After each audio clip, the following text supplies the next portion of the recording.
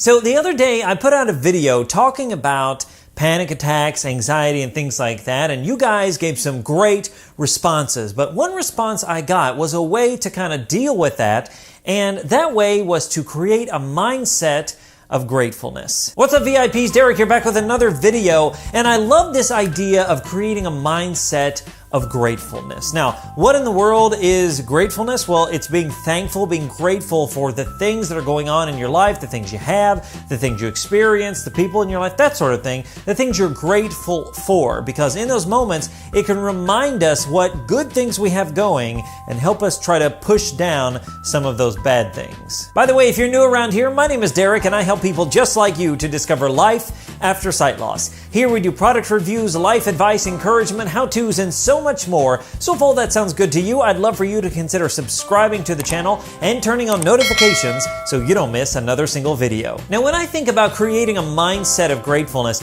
I think back to this analogy of starving the one dog and feeding the other dog. The idea here is that the positive things in our lives, we want to feed into that, and the negative things, we want to starve that. We don't want to feed into that. Now, I'm not saying starve a dog or anything like that, okay? It's not a literal analogy. Just want to make sure that's clear in case you have a dog. But the idea is that there are things in our lives that are good. You know, there are positive moments, there are people and relationships we have, there are things going that are really, really good. And when we have moments of panic, moments of anxiety, moments of depression, a good way to start combating that is to create that mindset of gratefulness. One great way to do this is each and every day, take 5 minutes to write out 3 things you're grateful for. Now, you might have difficulty writing on a piece of paper, but you can do this on your phone, you can do this on a tablet, something like that, or you could even, get a magnifying glass, you could get a whiteboard, something like that. Write out 3 things you're grateful for. Maybe this is, I'm thankful that, my spouse is so understanding. I'm thankful that we had a delicious dinner last night, and I'm thankful for a house where I can stay dry outside of the rain. Something simple like that. I mean, they don't have to be profound things like, I am thankful for the generosity of no, just simple things that you're grateful for. That way, you've got a record of things to go back to. When you're having a bad day or, a sad moment, you can go back to those moments and say, hey, wow, that's something I was grateful for, and I'm still grateful for it. You got to have those kinds of moments.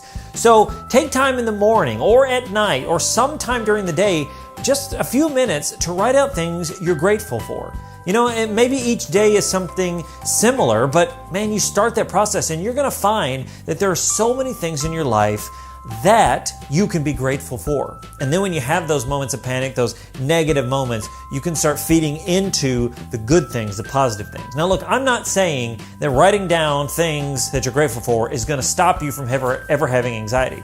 Not saying that. And I'm not saying that feeding the good things is going to stop the bad things, like you're never going to worry about depression again. That's not what I'm saying either. I'm just suggesting that one way to start combating some of those moments is to think in a grateful mindset. Again, it's not just some magic pill that we take. Anybody that says think positively and your life will be great, they're full of it, because that's just not how life works. We should think positively, but we should also be realistic and know that life just doesn't always work out that way. Sometimes it's bad and that's just how it goes.